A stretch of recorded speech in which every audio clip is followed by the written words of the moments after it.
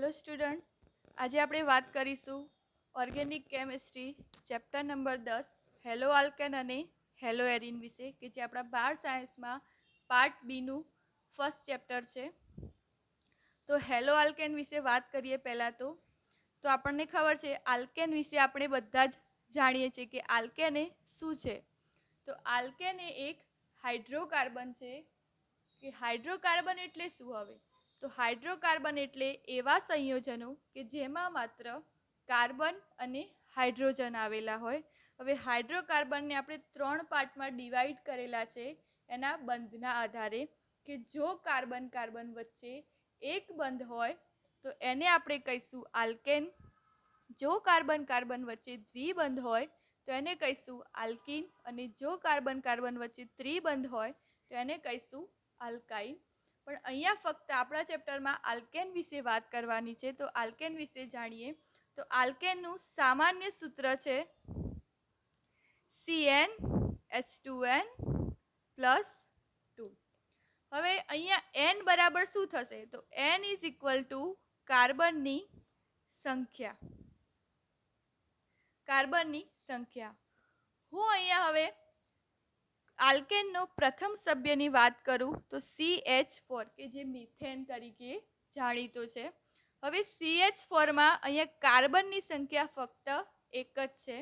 તો હું n is equal to અહીંયા 1 મૂકી જોઉં તો C1H2 1+2.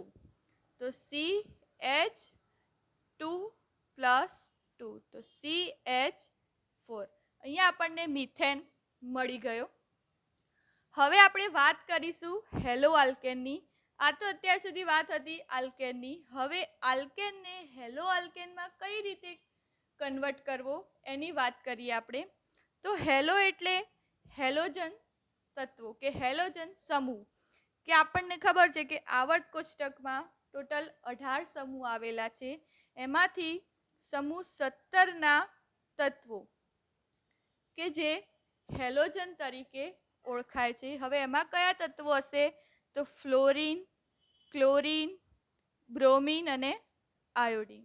આ 4 તત્વો કે જે આપણે હેલોજન તરીકે ઓળખીએ છીએ. અને હેલોજનને એક્સ તરીકે ઓળખીએ છીએ, કે એક્સની જગ્યાએ તમે આ 4માંથી કોઈ પણ તત્વ મૂકી શકો છો.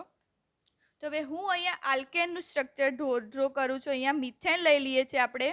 અત્યારે મિથેન નામ નથી આપવાનું એને, ફક્ત અત્યારે એક આલ્કેન તરીકે અહીંયા ઓળખવાનો છે. તો આ એક આલ્કેન ડ્રો કર્યો છે મેં અહીંયા.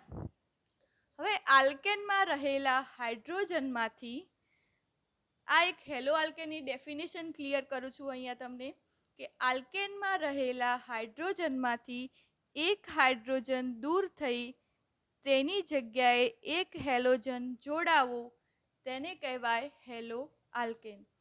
તો અહીંયા લખું છું કે આ H શું થશે?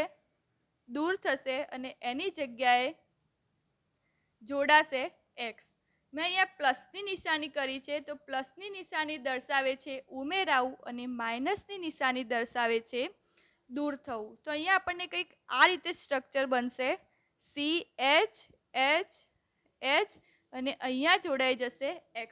X મતલબ તમે ક્લોરિન, ફ્લોરિન, બ્રોમિન અને આયોડિન લઈ શકો છો. તો આ જે સંયોજન મળ્યું એને આપણે કહીશું હેલો આલ્કેન. અહીંયા આપણને હેલો આલ્કેનની ક્લિયર ડેફિનેશન થઈ ગઈ, બરાબર. હવે વાત કરીએ હેલો એરિનની.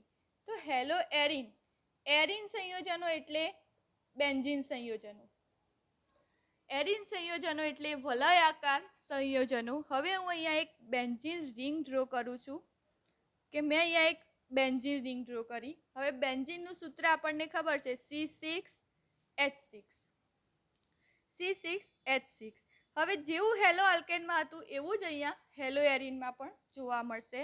તો હું અહીંયા બેન્ઝીન રિંગ મેં ડ્રો કરી છે. તો હવે બેન્ઝીન રિંગમાંથી એક હાઇડ્રોજન દૂર થશે અને તેની જગ્યાએ જોડાશે એક હેલોજન. તો હું અહીંયા આ રીતે સ્ટ્રક્ચર ડ્રો કરું છું એનું, કે એક હાઇડ્રોજન મેં અહીંયાથી દૂર કર્યો અને તેની જગ્યાએ લખ્યો X.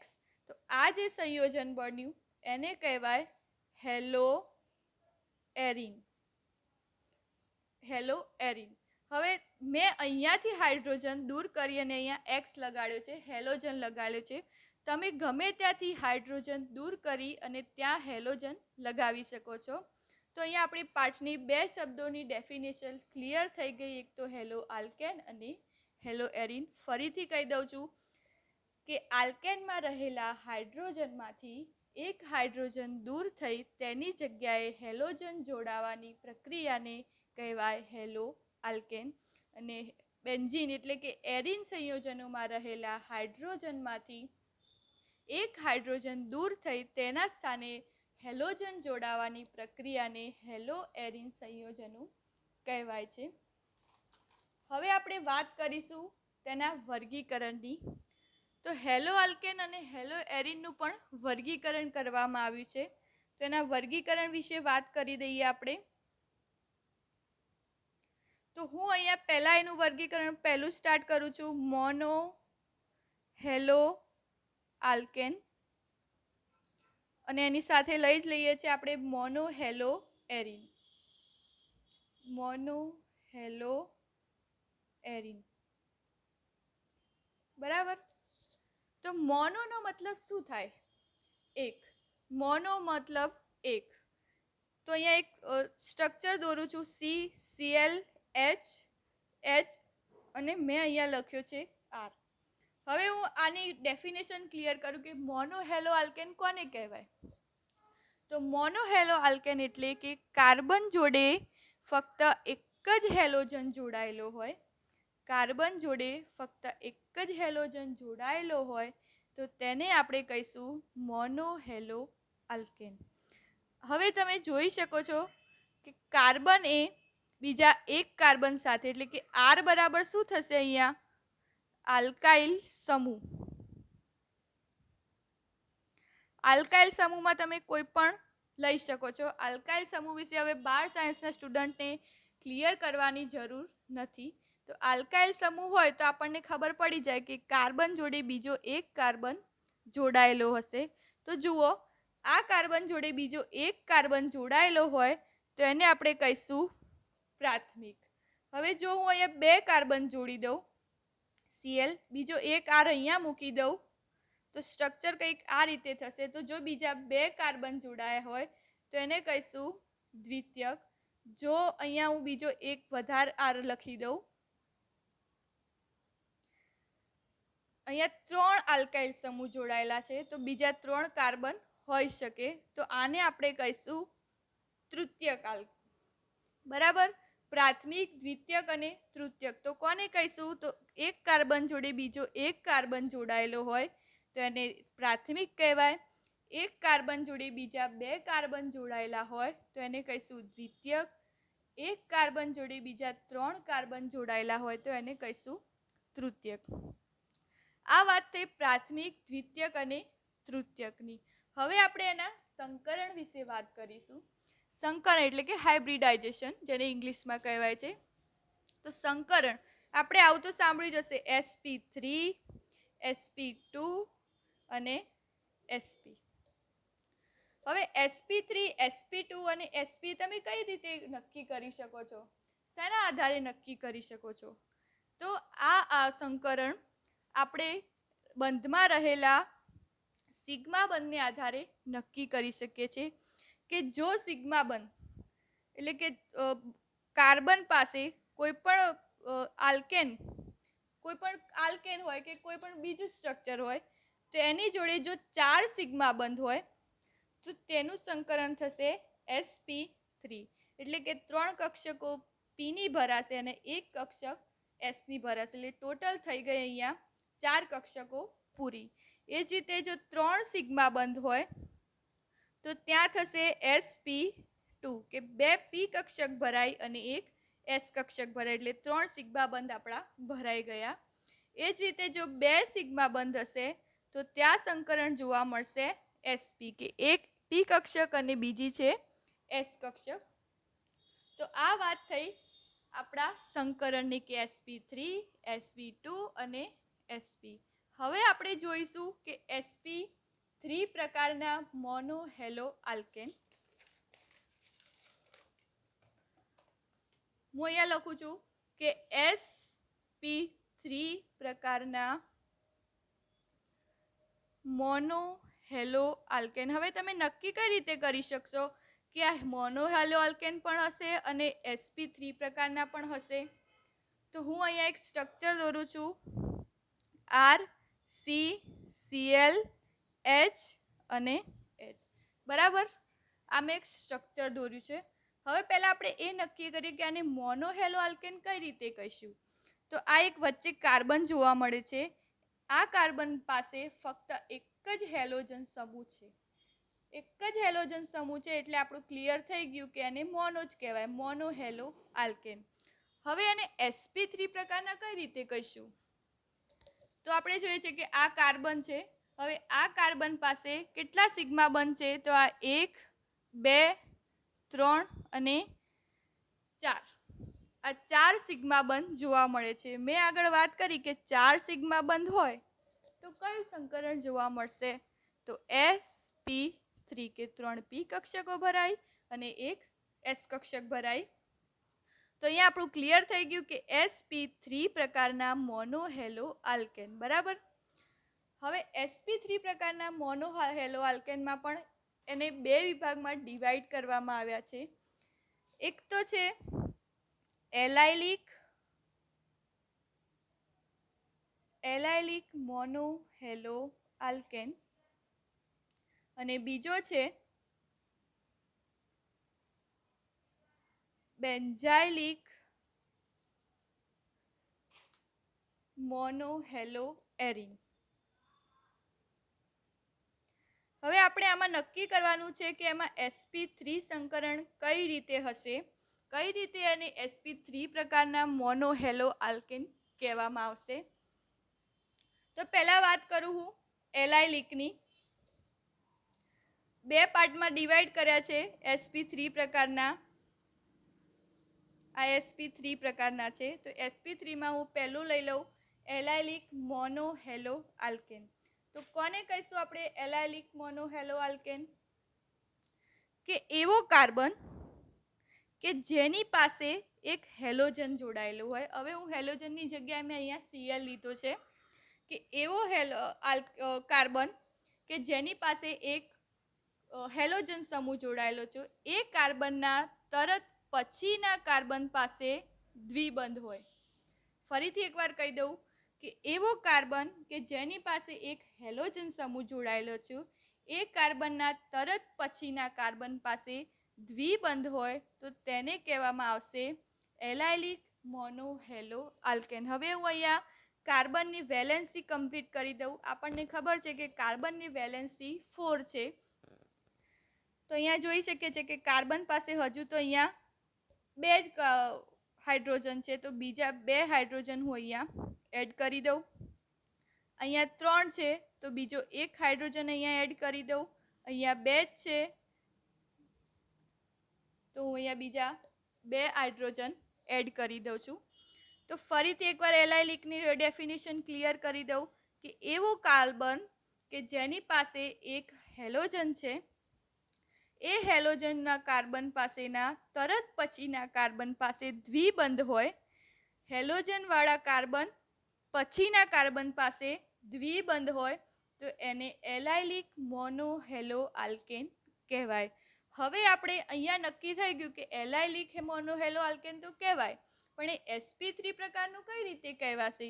તો આ જે કાર્બન છે એની પાસે ટોટલ કેટલા સિગ્મા બંધ છે આપણે ગણી લઈએ.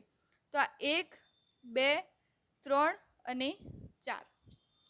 ક્લિયર થઈ ગયું અહીંયા કે 4 સિગ્મા બંધ છે તો એનું સંકરણ કયું થશે? sp3. તો થઈ ગયું અહીંયા sp3 પ્રકારના મોનો હેલો આલ્કેનનો એક પ્રકાર allylic mono hello alkane.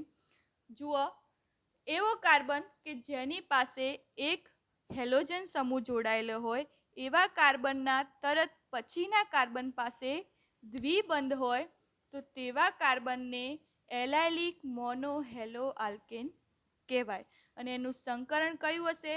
sp3 પ્રકારનું સંકરણ હશે. હવે બીજી વાત કરીએ આપણે બેન્ઝાઇલિકની. તો બેન્ઝાઇલિકમાં શું હશે? તો બેન્ઝીન તો હશે જ એક. આ મેં ડ્રો કર્યું બેન્ઝીન. હવે બેન્ઝીન રિંગ ઉપર એક કાર્બન હશે. એ કાર્બન પાસે એક Cl હશે. એક કાર્બન પાસે Cl હશે. એ કાર્બન પછીના કાર્બન પાસે શું હશે? દ્વિબંધ. જેવું એલાઇલિક મોનોહેલો આલ્કેનમાં હતું એવું ને એવું જ બેન્ઝાઇલિકમાં છે કે બેન્ઝીન રિંગ ઉપર એક કાર્બન હશે કે જે હેલોજન સમૂહ જોડાયેલો હશે. એના પછીના કાર્બન પાસે દ્વિબંધ હશે. તો એવા કાર્બનને શું કહેવાય? બેન્ઝાઇલિક મોનોહેલો એરીન. સોરી, અહીંયા એરીન લખવાનું રહી ગયું છે. મોનોહેલો એરીન. ફરીથી એકવાર કહી દઉં કે બેન્ઝાઇલિક કોને કહેવાય? તો બેન્ઝીન રિંગ ઉપર એક કાર્બન આવેલો હશે. એ કાર્બન કે જે હેલોજન સમૂહ જોડાતો હશે. એ કાર્બનના તરત પછીના કાર્બન પાસે દ્વિબંધ હશે. એ દ્વિબંધ ધરાવતા કાર્બન પાસે જે જોડાયેલો હોય કાર્બન એને શું કહેવાય? બેન્ઝાઇલિક મોનોહેલો એરીન. હવે એનું સંકરણ જોઈ લઈએ આપણે. તો પહેલાં તો હું એની વેલેન્સી કમ્પ્લીટ કરી દઉં કે 1, 2, 3 અને અહીંયા હું એક H લખી દઉં. આની જોડે 2, 3 અને 1, 4. આની જોડે 2 છે એટલે CH2. તો થઈ ગયું. હવે આનું સંકરણ જોઈ લઈએ આપણે. તો 1, 2, 3 અને 4 સિગ્મા બનશે. તો એનું સંકરણ થશે sp3. તો થઈ ગયા sp3 પ્રકારના મોનોહેલો આલ્કેન અને મોનોહેલો એરીન. તો એના બે પ્રકારમાં ડિવાઈડ કરવામાં આવ્યા છે. એક તો એલાઇલિક અને બીજો છે બેન્ઝાઇલિક. એલાઇલિક મોનોહેલો આલ્કેન માટે છે જ્યારે બેન્ઝાઇલિક એ મોનોહેલો એરીન માટે છે. તો આ તો વાત થઈ sp3 પ્રકારના મોનોહેલો આલ્કેન. હવે આપણે વાત કરીશું sp2 પ્રકારના મોનોહેલો આલ્કેન વિશે. તો વાત કરીએ sp2 પ્રકારના. sp2 પ્રકારના મોનોહેલો આલ્કેન વિશે હું વાત કરું પહેલા, પછી એરીનની વાત કરીએ આપણે. મોનોહેલો આલ્કેન.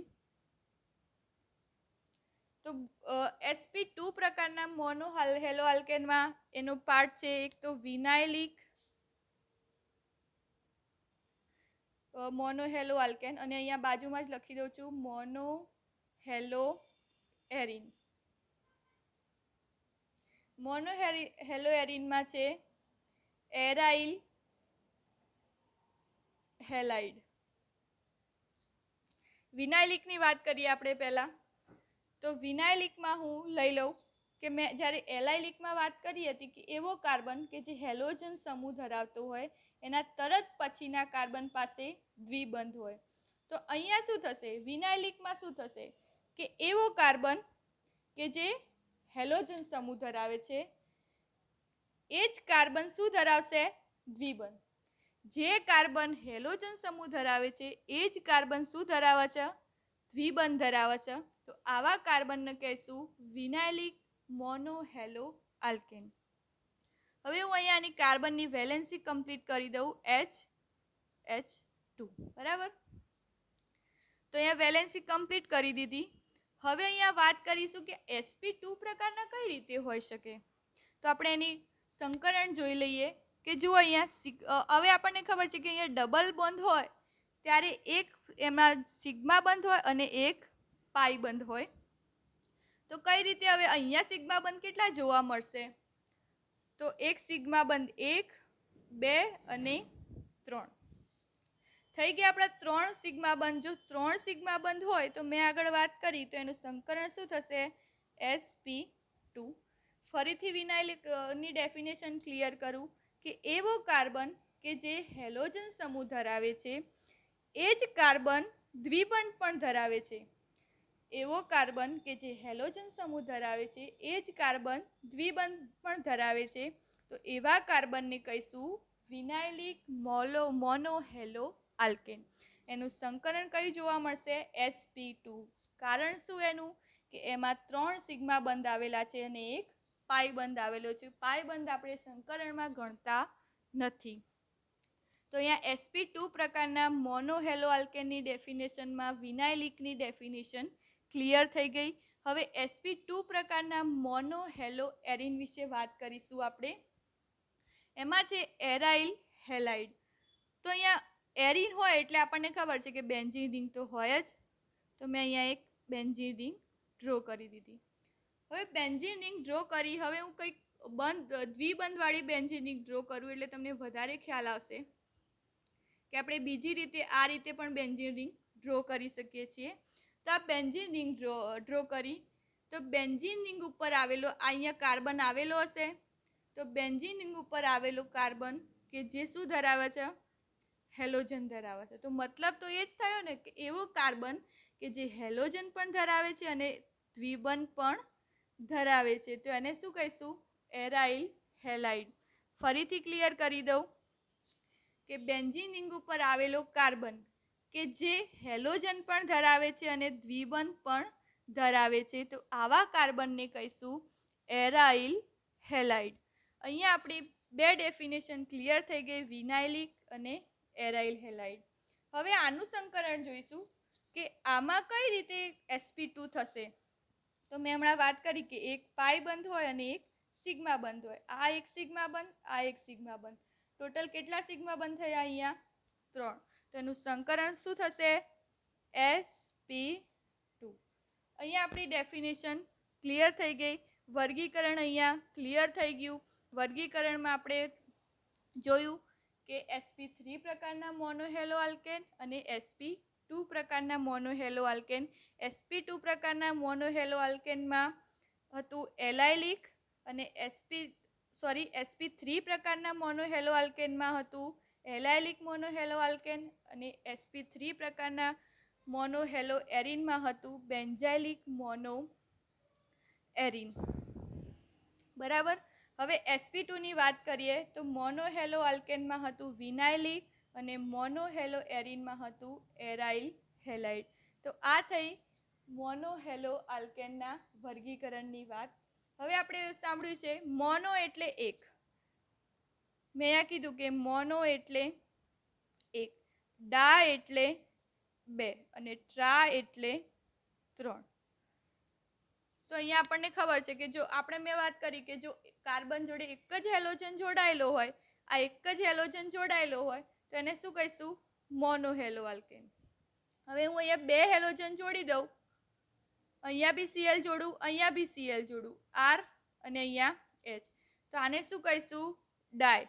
હવે જો હું અહીંયા 3 જોડી દઉં, Cl, Cl, Cl અને H, તો આ કાર્બન જોડે ટોટલ 3 હેલોજન જોડાયેલા છે, તો એને શું કહીશું? ટ્રાયહેલો આલ્કેન. તો અહીંયા આપણી વર્ગીકરણની વાત ક્લિયર થઈ ગઈ. તો અહીંયા જે બી ના ખબર પડી હોય તમે કોમેન્ટ બોક્સમાં કહી શકો છો. મેં અહીંયા હેલો આલ્કેન અને હેલો એરિનની ડેફિનેશન ક્લિયર કરી અને તેના વર્ગીકરણ વિશે વાત કરી છે. હવે નેક્સ્ટ પોઈન્ટ હું આવતા વિડીયોમાં તમને બતાવીશ.